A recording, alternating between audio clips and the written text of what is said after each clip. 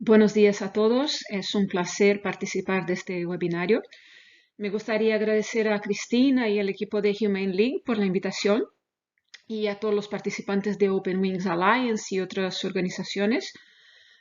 Voy a hablar de la cuantificación del bienestar en gallinas ponedoras en diferentes sistemas de alojamiento y más específicamente el impacto de la transición a sistemas sin jaulas, ¿no? El impacto que supone el bienestar animal.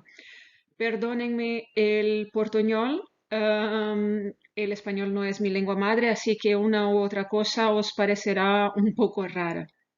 Bueno, el trabajo que hacemos es parte del Welfare Footprint Project, proyecto de la huella de bienestar animal, del cual participo yo junto con Vladimir Alonso y un equipo de colaboradores e investigadores muy talentosos. Bueno, vamos a la charla. Bueno, las diapositivas están en inglés para el caso de que alguien quiera pasarlas a compañeros o compañeras que no hablen español, pero por supuesto hablaré en español. Y me gustaría empezar con una pregunta. ¿Qué os parece que está asociado a una cantidad más grande de sufrimiento animal? ¿Sería, por ejemplo, la castración de los lechones sin control de dolor o el confinamiento y aislamiento de sus madres en jaulas de gestación? ¿Qué os parece que es más sufrimiento? Ahora otra pregunta. Y teniendo en cuenta la respuesta a la pregunta anterior, que cada uno tiene la suya, ¿cómo este sufrimiento que habéis atribuido a estas dos prácticas se compara, en términos de magnitud, al sufrimiento asociado, por ejemplo, a algunas formas de sacrificio sin aturdimiento? O, por ejemplo, a las fracturas de la quilla de las gallinas ponedoras. O al confinamiento de las ponedoras en jaulas convencionales. ¿Qué os parece? ¿Qué es peor, no, en términos de sufrimiento? O quizás una pregunta que a lo mejor os parezca incluso más relevante al tema. ¿Cuál la cantidad de sufrimiento? ¿Cuánto sufrimiento podría ser reducido con una reforma, una intervención de bienestar animal, como por ejemplo la transición hacia a los sistemas sin jaula? Esto es importante comprenderlo porque las reformas de bienestar animal, las intervenciones, los acuerdos, las políticas, son muy frecuentemente cuestionados por la industria en relación a los beneficios para el bienestar animal. Entonces, por ejemplo, aquí hay una noticia en la prensa que dice que un estudio encontró que las gallinas ponedoras están más seguras en las jaulas que en sistemas libres de jaula. O sea, seguras respecto a agresión, canibalismo, etc. Y un investigador, aquí otro ejemplo, Patrick Fulton de la Michigan State University, dice que parece que las jaulas convencionales son aún un método de alojamiento razonable para las ponedoras y que si una alternativa fuera necesaria, las jaulas enriquecidas, aquellas que tienen nido y unas cositas más, serían la mejor alternativa para el bienestar de las gallinas, ¿no? Aquí no lo pone, pero el artículo sí lo dice. Entonces, eso tenemos. Entonces, hay la necesidad de una métrica de bienestar animal que nos permita, por ejemplo, contestar a estos argumentos, si es de hecho el caso, a entender el impacto de políticas distintas, legislación, de las más varias decisiones sobre el bienestar animal de una forma muy objetiva, muy transparente y muy bien basada científicamente para que nosotros podamos tener respuestas para las preguntas que os apunté en el principio. Entonces nosotros llamamos a esta métrica de Welfare Footprint, es una huella de bienestar animal y ella es necesaria no solo para entender el impacto en el bienestar animal de forma numérica, cuantitativa, en términos de políticas, legislación, para responder a aquellas preguntas que os comenté, para saber cuánto sufrimiento hay, por ejemplo, en cada huevo, en 1 kilo de carne, en 1 litro de leche, en una práctica como la castración de los lechones o en cuánto sufrimiento pasa una gallina por toda su vida que vive en una jaula convencional, pero también es necesaria para entender e integrar el bienestar animal en análisis sociales, ambientales, económicas, etc. Os doy un ejemplo ahora. Entonces, por ejemplo, en los casos donde hay una presión por sostenibilidad, como en el caso de los cambios climáticos, sin considerar el bienestar animal, muchas veces los efectos en términos de sufrimiento animal son negativos. Por ejemplo, esta noticia aquí en la prensa que dice que consumir pollo al invés de carne de vacuno reduce mucho la huella de carbono. Sí es verdad, pero ¿a qué costo? ¿No? Aquí posiblemente la huella de carbono baja, pero la huella de sufrimiento animal sube mucho, porque las gallinas generalmente suelen ser criadas en sistemas intensivos, o sea, los tipos de problemas que tienen a lo largo de su vida son muy grandes, son mucho peores que en el caso de los bueyes. Y además el número de individuos que es necesario para una determinada cantidad de carne, de proteínas o de calorías es mucho más alto. O sea, necesitamos más gallinas y posiblemente con más pollos y posiblemente con una vida más sufrida. O sea, sube la huella de sufrimiento animal para bajar la huella de carbono. Entonces, para que sea posible considerar el bienestar animal en estas cuestiones, porque al no haber una métrica, una cuantificación del sufrimiento animal, generalmente él es ignorado, no es integrado este tipo de análisis. Entonces tendríamos que entender cosas como, por ejemplo, para cada hectárea de tierra que no es usada o kilo de carbono que es reducido en las emisiones, ¿cuánto cambia el bienestar o el sufrimiento animal? ¿Hay más sufrimiento? ¿Cuánto? ¿Hay menos? ¿Cuánto? Entonces, la idea del Welfare Footprint Projects es justo esa, es cuantificar el sufrimiento animal como resultado de diferentes desafíos, problemas, enfermedades, lesiones, deprivaciones o en diferentes sistemas de producción, condiciones de vida y determinar las acciones más eficaces para mejorar su bienestar. Y aquí tenemos la gran cuestión, porque ¿cómo demostrar y cuantificar de una forma transparente y científicamente muy bien documentada el sufrimiento que los animales experimentan en el proceso de producción? Bueno, lo que voy a hacer entonces es pasar un poco por el método que usamos para medir eso todo y luego pasar a los resultados de la investigación sobre el impacto de la transición hacia sistemas libres de jaula. Bueno, la huella de bienestar animal sería la cantidad de sufrimiento por unidad de producto, o sea, la magnitud del sufrimiento para cada huevo, para cada kilo de carne, litro de leche, etc. Podríamos pensar también que si estamos pensando no en productos, pero en prácticas o sistemas de producción, sería la cantidad de sufrimiento generada por una práctica específica, por ejemplo, el corte de los picos de las gallinas la cantidad de sufrimiento reducida con todos los acuerdos para la transición para sistemas libres de jaula o lo que sea de interés. Y aquí os dejo un spoiler de lo que voy a hablar, ¿no? Para adelantar un poco, pero la cantidad de sufrimiento lo medimos como el tiempo que el animal pasa en estados afectivos negativos, o sea, no placenteros, de diferentes intensidades, o sea, estados afectivos negativos con intensidad más moderada o más alta, etc. Eso en función de todas las experiencias negativas, tanto físicas como psicológicas, enfermedades, lesiones, deprivaciones, miedo, etc. Entonces, os voy a explicar bien ahora, pero os adelanto eso.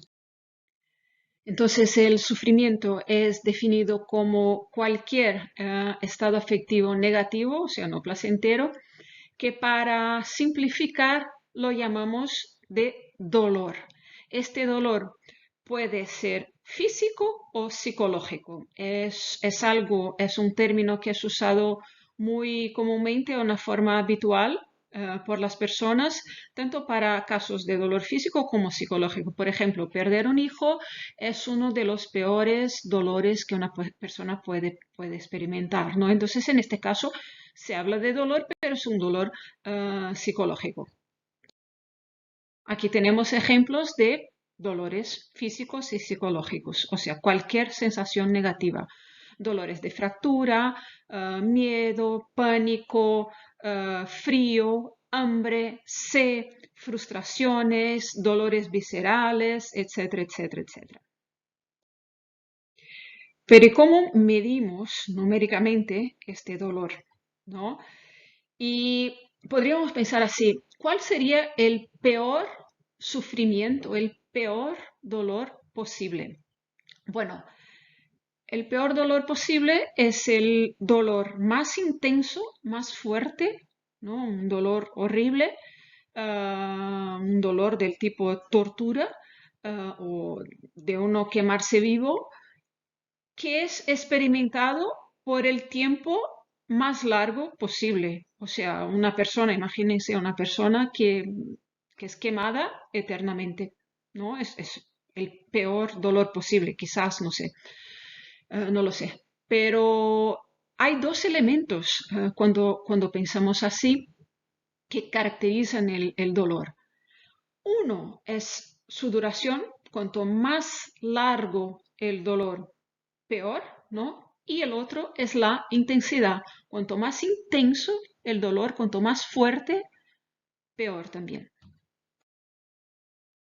Entonces, el dolor de cada una de las experiencias negativas que tenemos, físicas, psicológicas, etc., es caracterizado por dos elementos. Él tiene una duración, que puede ser corta, larga, etc., y una intensidad. Entonces, el dolor de una enfermedad puede empezar con una intensidad baja y a lo largo del tiempo subir la intensidad, tener un pico y luego bajar.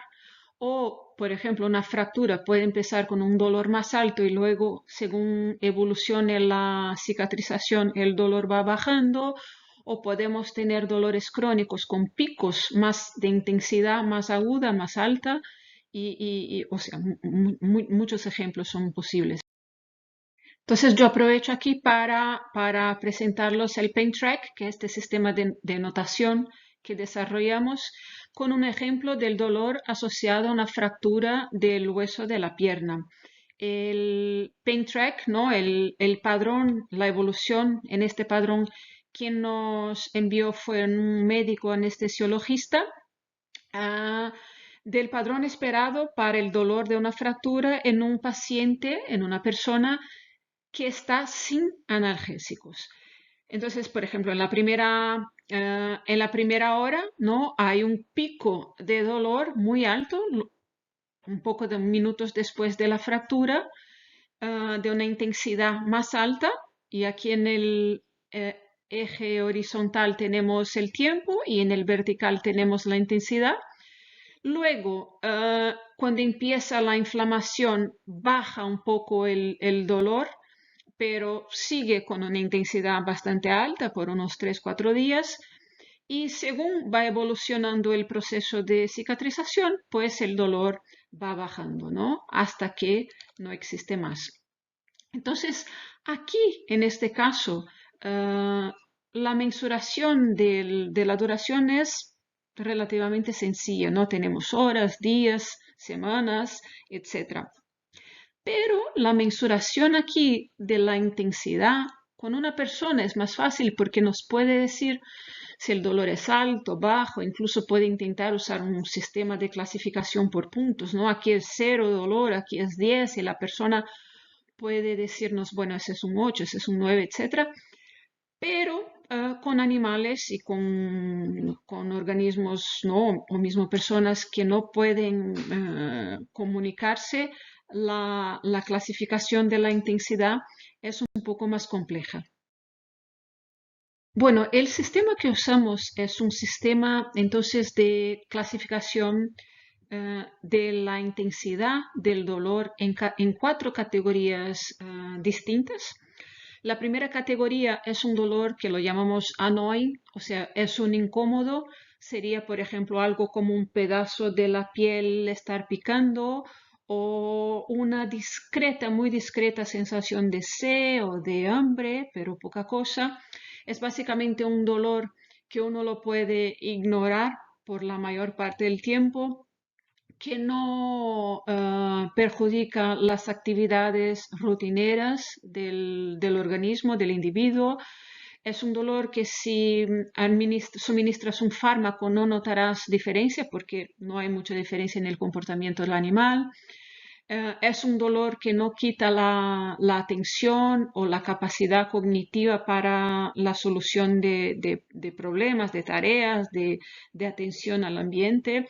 O sea, es de hecho un incómodo, ¿no? El animal puede seguir con interacciones sociales positivas, con juegos, etc. La otra categoría sería la hurtful, es un dolor dolida, ¿no? En este caso, el dolor ya no puede ser ignorado la mayor parte del tiempo. Es un dolor que si fuera una persona, a lo mejor la persona buscaría tomar un analgésico. Ah, las actividades rutineras son parcialmente perjudicadas, o sea, el individuo puede seguir haciendo sus cosas, pero las más importantes ya no tendrá tanta motivación para interacciones positivas, ¿no? Que pueden ser postergadas. La capacidad cognitiva, la atención al ambiente ya no es tan alta, no es perjudicada también. El efecto de los fármacos, sean analgésicos, sean psicotrópicos, ansiolíticos, antidepresivos, ya se puede notar. Entonces es un dolor que ya se nota en el comportamiento. Bueno, la tercera categoría es una categoría debilitante, disabling, y ya es una categoría que el dolor, de hecho, no puede ser ignorado, no puede ser escondido. Si es una especie de presa, por ejemplo, ya es un dolor que se notará, aunque las especies de presa muchas veces no lo manifiestan. En este caso de un dolor debilitante, sí, se espera que lo manifiesten por lo menos de forma parcial. Si fuera una persona, sería un dolor que dejaría a la persona en la cama, por ejemplo. Las actividades son drásticamente afectadas por este tipo de dolor. Si un animal pasa su vida entera con este tipo de dolor, seguramente es una vida que no vale la pena ser vivida porque no hay espacio para bienestar positivo. Y vamos, si se usan fármaco analgésico, psicotrópicos, se requiere fármacos más poderosos o dosis más altas. Bueno, y finalmente el dolor excruciante, excruciating, que es un dolor tipo tortura, que si fuera en una persona, la persona no lo aguantaría por mucho tiempo, ¿no? Es el dolor de ser quemado vivo, por ejemplo, es el dolor que lleva a mucha gente a tirarse de edificios. Entonces es algo que hay que ser usado con mucha precaución porque realmente es el límite extremo de dolor.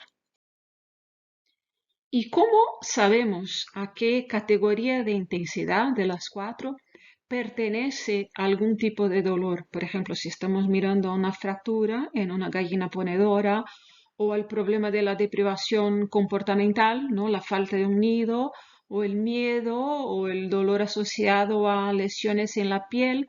¿Cómo sabemos qué intensidad de dolor el animal está sintiendo. Bueno, usamos una serie de marcadores, indicadores comportamentales, fisiológicos, neurológicos, homologías en las manifestaciones del dolor con otras especies que tengan una historia de vida, una trayectoria evolutiva y una distancia evolutiva muy semejante a la especie que estamos analizando. Miramos la función adaptativa del dolor en aquel caso. Entonces, por ejemplo, en el caso de una fractura, menciono la fractura porque es sencillo mencionarlo. Pero el dolor tiene una función importante en este caso, que es mantener el individuo más quieto sin movimentarse mucho para no generar un daño aún más grande en su organismo, ¿no? En su cuerpo. Entonces es importante que el dolor sea más intenso en este caso porque si no, si sigue movimentándose, pues el daño puede ser mucho más grande. Entonces se analizan todos estos elementos para generar una hipótesis, y es una hipótesis y lo dejamos muy claro y muy explícito, muy transparente, sobre la intensidad del dolor que se tiene. Bueno, os doy un ejemplo en relación a los marcadores de comportamiento, ¿no? Cómo saber, mirando el comportamiento del animal, qué tipo de, qué intensidad de dolor está pasando por algún problema que estemos analizando. Bueno, eso, ¿no? Entonces, mirar si las actividades son perjudicadas por el dolor. Si no son, pues puede ser que el dolor sea annoying o sea hurtful, ¿no? Porque en el hurtful esperamos que las actividades sean parcialmente perjudicadas, ¿no? O alteradas. La cognición es afectada, la atención, bueno, eso puede ser parcialmente. Si es drásticamente alterada, ¿no? El animal ya no presta más atención al ambiente, pues el dolor posiblemente es o debilitante o excruciante. El animal está como que actuando con interacciones sociales positivas o participando en juegos, etcétera. Pues sí, es posiblemente que el dolor sea menos intenso, ¿no? Sea una categoría annoying o hurtful, dependiendo de la especie. Hay efectos de fármacos, ¿no? Entonces, si un investigador le suministra al animal un analgésico, su comportamiento cambia, pues si cambia, posiblemente o es un dolor dolido, no hurtful, o es un dolor debilitante. Pero debilitante necesitaría de dosis más altas. Junto con los otros criterios, entonces vamos llegando cada vez más cerca de la categoría de intensidad que es más probable para aquel caso que estamos analizando. Aquí os ejemplifico con el caso de una fractura de quilla en una gallina ponedora, que son fracturas muy comunes en ponedoras. Y os pongo aquí un pain track que no es exactamente igual al pain track que os enseñé antes para la fractura de la pierna, que teníamos una línea, pero si no, es un sistema donde tenemos aquí en el eje horizontal el tiempo que pasa, o sea, en el momento de la fractura, el dolor que tarda media hora, 2 horas, luego el proceso inflamatorio, que tiene varias fases, algunos días, luego el proceso de cicatrización de semanas. Y aquí tenemos la intensidad y las 4 categorías de intensidad. Pero al invés de elegir una categoría, ¿no? De estimar, no, el dolor es debilitante y lo ponemos aquí, lo que hacemos es estimar probabilidades de que el dolor sea de una categoría de intensidad u otra. Entonces, con animales, por no comunicar, por mejor que sea la evidencia, es muy difícil tenernos total seguridad de que el dolor sea debilitante. Puede incluso ser que para un individuo es debilitante, pero para otros no es. Entonces, esta variación y esta incertidumbre la queremos dejar totalmente transparente, totalmente explícita en esto que es una hipótesis. En el caso de la justificativa para los valores que veis aquí en el pain track, la justificativa para cada uno de ellos está disponible en el libro Cuantificando el dolor en gallinas ponedoras, que está disponible en nuestro website. Creo que es el capítulo 3, que habla de fracturas de la quilla, pero está basada en los varios marcadores que os comenté antes. Entonces, en el momento de la fractura, la probabilidad de que el dolor sea debilitante es más alta, de hecho, por la observación del comportamiento de la gallina, ¿no? Y ponemos ahí las referencias de todos los artículos científicos que observaran el comportamiento de gallina u otras aves justo después de una fractura, ¿no? Hay observaciones en ponedoras, hay observaciones en palomas que son usadas como modelos experimentales de dolor para testear el efecto de fármacos. Hay estudios con veterinarios con otras aves, hay observaciones de personas que tienen gallinas en sus jardines y observaron el comportamiento después de fracturas. Entonces, realmente la evidencia apunta para que sea un dolor debilitante en este momento, hasta 2 horas después de la fractura, por el análisis de la utilidad adaptativa evolutiva del dolor en este momento, por el análisis de la anatomía de los y del conocimiento de los neurotransmisores en aves y en gallinas en este momento. Entonces, hay un trabajo de detective, de investigación para generar una hipótesis que puede incluso ser contestada. Y es interesante que si alguien, un investigador, una persona, alguien interesado, no está de acuerdo con este valor que hemos puesto, pues sí lo puede cambiar. En nuestro website hay un aplicativo donde la persona puede ir y para cada uno de los pain tracks que hemos construido y las hipótesis, la persona puede ir allí y cambiar el valor que no está de acuerdo. Imagínate que no está de acuerdo con este valor o no está de acuerdo que sea esta duración, pues puede ir ahí, cambiar y ver cómo cambian nuestras estimativas, nuestros resultados finales, teniendo en cuenta la nueva hipótesis, que es la hipótesis más parsimoniosa para aquella persona. Entonces, esto todo está abierto y cualquier uno puede ir ahí y cambiar según su interés y su conocimiento del tiempo. O sea, es algo explícito de forma intencional para que evolucione. Bueno, y una vez teniendo el pain track, ¿no? Con las probabilidades de cada dolor y la duración de cada segmento, pues es bastante sencillo calcular el tiempo en dolor,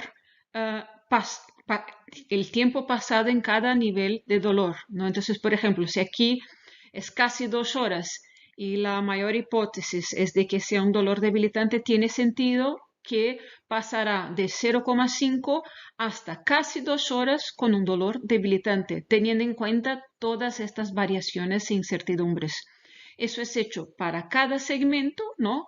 Tiempo tiempo multiplicado por las probabilidades te da el tiempo en cada categoría. Y aquí, para tener el tiempo total en cada intensidad de dolor, simplemente se suman este más este más este más este más este, con un total de 35 a 54 horas, el intervalo de incertidumbre de dolor debilitante debido a una fractura de quilla. Se espera de 98 a 600 horas de dolor annoying, un incómodo debido a una fractura y así adelante. Y por último, os tengo que comentar algo que es importante porque estamos estudiando poblaciones, no individuos. No estamos estudiando una gallina ponedora o un cerdo. Estamos estudiando poblaciones de animales. Y es importante tener en cuenta que no todos los individuos van a experimentar todos los problemas. Entonces, por ejemplo, con las fracturas de quilla, casi todas las gallinas ponedoras las experimentan. Tienen una o más fracturas a lo largo de su vida. Pero los eventos canibalísticos fatales, donde una gallina llega a canibalizar la otra, pues son experimentados por mucho menos individuos, ¿no? Entonces no podemos considerar que todos los problemas sean experimentados por todos los animales. ¿Y cómo hacemos entonces?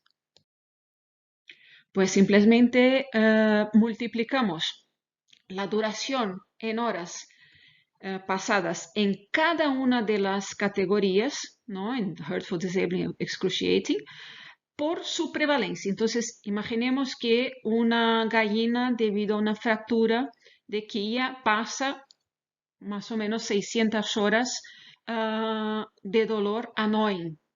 Imaginemos que 50% más o menos de las gallinas experimenten una fractura de quilla, es más, pero imaginemos 50%.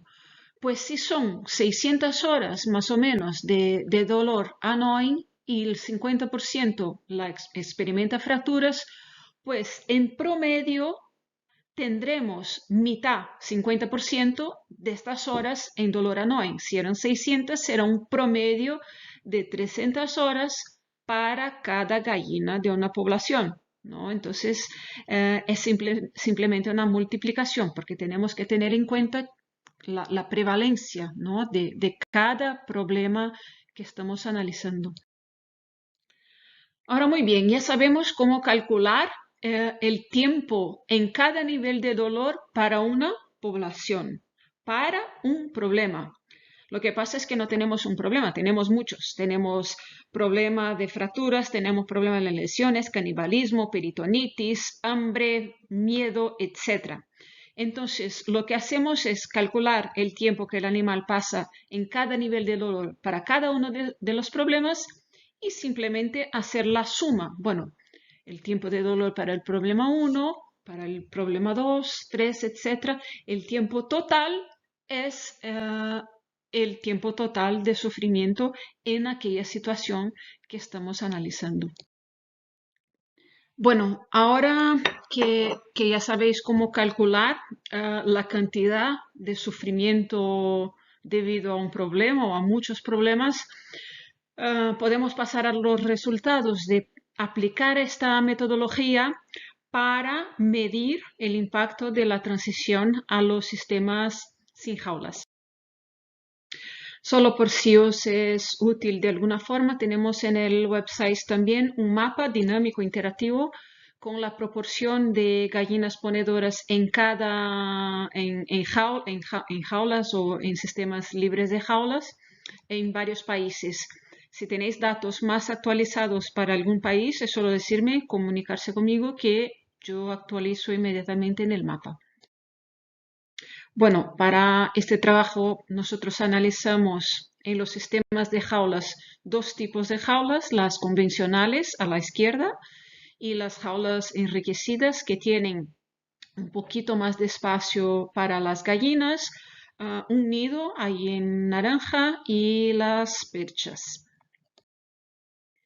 Y en los sistemas cage-free, libre de jaulas, analizamos los aviarios multiniveles y los aviarios con un solo nivel, tipo colonia, todos sin acceso al exterior.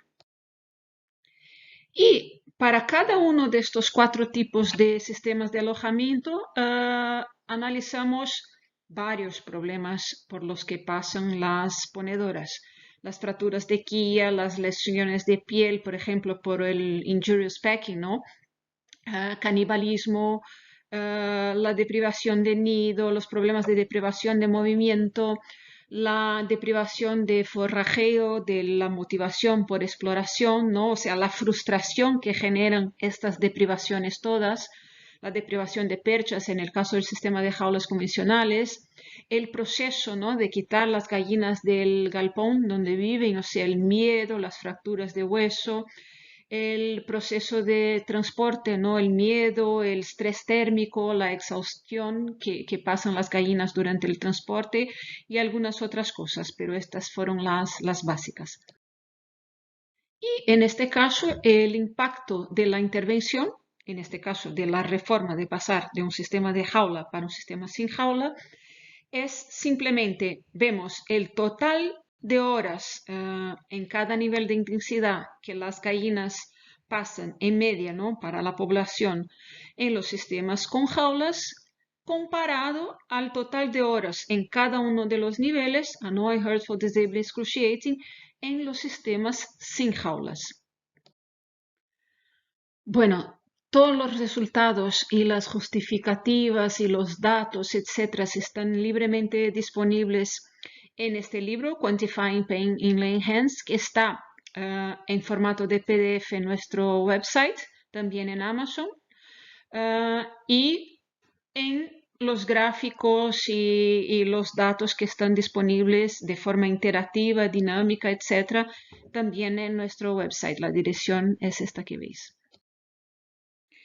¿Y qué es que vimos? Bueno, la conclusión más general, ¿no? Y siendo muy conservadores en nuestras estimativas, en el sentido de favorecer las jaulas, es que los sistemas libres de jaula, los dos tipos indoors, son ciertamente bastante superiores en términos de bienestar que los sistemas con jaulas. O sea, el sufrimiento es más alto en los sistemas con jaulas que en los sistemas sin jaulas. Pero esto mucha gente va a decir, esto ya lo sabíamos. Lo que pasa es que cuantificamos. Hay una reducción de más o menos, por lo menos 60% en el tiempo, en el número de horas que las gallinas pasan durante la fase de postura en dolor debilitante, en dolor hurtful, dolida y en dolor solo annoying, en relación a los sistemas con jaulas. Si pasaban 10.000 horas o 1.000 horas con cada tipo de, cada intensidad de dolor, pues pasarán ahora en los sistemas libres de jaula 400 horas. Los números específicos no os quiero cansar aquí, pero están todos disponibles en el website. Pero por lo menos 60% de reducción para cada gallina que es creada en un sistema libre de jaulas que en un sistema con jaulas. Sí es un tiempo de sufrimiento que es reducido para todos los niveles de intensidad. Aquí tenemos uno de los gráficos y estos gráficos son interactivos. Podéis ir al website y ver muchas cosas allí de los números, de las cuantificaciones. Pero, por ejemplo, si vamos al dolor disabling, en jaulas convencionales, para cada gallina, en promedio, ¿no? De una población de gallinas en jaulas convencionales, ellas pasan durante la fase de postura de la semana 18 hasta la semana 60 y pico, más o menos 430 horas con dolor disabling. Esto en un sistema libre de jaulas pasa a ser más o menos 150 horas. En jaulas enriquecidas también bastante menos, ¿no? 154 horas. En términos de dolor hurtful, bueno, aquí tenemos que más o menos 4.000 horas pasadas en jaulas convencionales, 3.151 en jaulas enriquecidas y en los dos tipos de aviarios, que al final lo juntamos, más o menos 1.700 horas de dolor hurtful. O sea, aquí sí hay una diferencia bastante grande entre las jaulas enriquecidas y los aviarios. Otros resultados. Bueno, se confirmó la expectativa de que el más largo tiempo en dolor en los sistemas de jaulas es en función de la deprivación de comportamientos para los cuales la motivación de la gallina es muy alta, como por ejemplo la deprivación de un nido, de perchas, de la posibilidad de movimiento y de exploración. Otro resultado muy importante es que en los sistemas libres de jaula, aunque el tiempo en dolor sea bastante más bajo que en los sistemas con jaulas, allí las fracturas de quilla son la principal preocupación, el principal problema, ¿no? Entonces, en términos relativos, es el principal problema que lleva más tiempo de dolor en los sistemas libres de jaula. Otro resultado es que, aunque este sea un problema que tiene mucha atención de la comunidad académica y que cuando ocurre sí es un problema grave, pero porque su frecuencia no es tan alta, el tiempo en dolor debido al injurious pecking, no lo sé exactamente cómo sería en español, pero el tema de que las gallinas se pican las plumas, fue bastante, pero muchísimo más bajo que el tiempo en dolor en función de otros problemas, como por ejemplo de las fracturas y de los problemas de enfermedades infecciosas o de los problemas reproductivos. Es un problema, pero no merece la atención tan desproporcional como es dada por la comunidad académica. Y finalmente, un problema que nos pareció gravísimo por lo que analizamos, pero que no tiene atención, bueno, no es que no tiene, pero tiene una atención muy baja de la comunidad académica científica, es el problema de la egg peritonitis, de la peritonitis, o sea, el hecho de que muchas veces el huevo se rompe en el abdomen o se queda en el oviducto de la gallina y esto puede generar un proceso infeccioso, incluso llevar a sepsis, que puede ser fatal. Es una muerte muy, muy sufrida y muy dolorida, una de las peores muertes que hay. Y si la gallina se cura de este problema, puede tener dolor crónico. Esto es algo que en los sistemas tanto de jaula como libre de jaula es uno de los principales, una de las principales fuentes de dolor que puede llegar a ser excruciante y la gente no lo da la atención merecida. Es importante deciros que las estimativas de reducción de sufrimiento en sistemas libres de jaula son bastante conservadoras. Nosotros no analizamos todos los problemas por los cuales pasan las gallinas a lo largo de su vida. Hay enfermedades infecciosas que no analizamos. No analizamos el problema de infección por garrapatas y otras cosas. El problema de calidad del aire, etcétera, etcétera, etcétera. Pero como tenemos bastante discutido en el libro, ¿no? En el último capítulo, si analizáramos todo, la muda inducida, no sé cómo será en español, forced mode, si analizáramos más problemas, seguramente las estimativas de diferencia entre los sistemas con jaula y libre de jaula serían incluso más grandes. Bueno, y finalmente me gustaría comentar brevemente de la cuestión de la mortalidad en los sistemas libre de jaula. Vemos mucho en la prensa y se escuchaba mucho hasta hace poco tiempo que la mortalidad en los sistemas libres de jaula es más alta, ¿no? Entonces eso era un problema para los acuerdos, muchos productores tenían eso como siendo un problema para hacer la transición.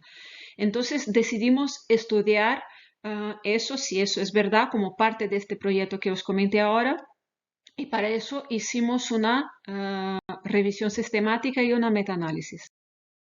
Lo que hicimos fue preguntar, ¿la mortalidad de ponedoras difiere entre los sistemas de alojamiento? Y para eso estudiamos datos de mortalidad cumulativa a las 60 semanas de edad, ¿no? ¿Cuál porcentaje de gallinas habían muerto hasta las 60 semanas? En estudios conducidos en granjas comerciales, no experimentales, no en universidad, solo comerciales, desde el año 2000 hasta el año 2020, en los sistemas de jaulas o libres de jaulas, pero siempre indoor, y usando los cuatro mismos, no, con atención a los cuatro mismos tipos de sistema de alojamiento que os comenté. Bueno, después de analizar más de, yo qué sé, casi 4.000 fuentes de datos, terminamos con un dataset, ¿no? Un conjunto de datos proveniente de 16 países que incluye más de 6.000 flocks, ¿no? Bandos de aves, y en un total de más de 170 millones de gallinas ponedoras. Bueno, hay varios tipos de resultados en esta investigación que está disponible en este paper que os pongo aquí a la derecha.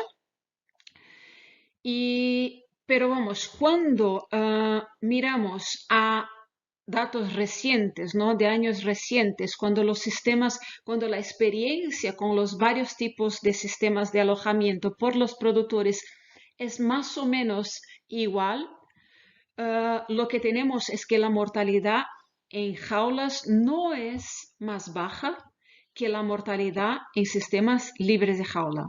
Aquí tenemos la mortalidad en jaulas y aquí la mortalidad en aviarios y aquí los dos tipos de aviarios juntos. Vemos que la mortalidad en jaulas es incluso un poquito más alta. Lo que pasa es que a lo mejor en el comienzo, cuando el productor no tiene experiencia todavía con un determinado sistema de alojamiento, puede ser que por algunos ciclos pase por una mortalidad un poco más alta. Pero a lo largo del tiempo, según adquiere la experiencia con el nuevo sistema libre de jaulas, pues la mortalidad va bajando. Lo que vimos es que la mortalidad puede bajar hasta un 6% en una década en los sistemas libres de jaula. O sea, es posible que baje más aún. Y eso es algo que la industria ya lo sabía. Porque vemos aquí, por ejemplo, una presentación de un representante de Highline, ¿no? Que es una de las breeds, en una conferencia donde enseña aquí la mortalidad promedia en sistemas de jaulas convencionales y en sistemas libres de jaula, incluso sistemas free range. Y los mejores sistemas convencionales tienen una mortalidad más alta que los mejores sistemas libres de jaula.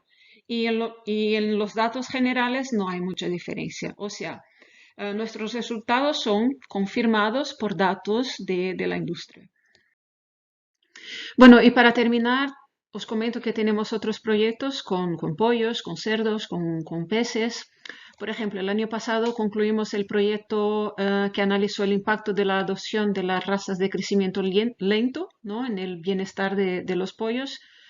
Y específicamente la duda que muchos tenían si podría ocurrir un aumento en el tiempo de sufrimiento por el hecho de que las razas de crecimiento más lento viven un tiempo más largo, o sea, podrían sufrir por más tiempo.